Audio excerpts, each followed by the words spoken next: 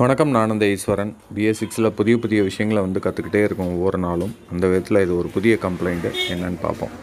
வண்டி ஜூபிட்டர். இது த்ராட்டில் பாடியில் இருக்கக்கூடிய ECU. இதில் என்ன ப்ராப்ளம் அப்படின்னு பார்த்தீங்கன்னா சவுண்டு தான் வரும், அதுக்கப்புறம் ஸ்டார்ட் ஆகாது.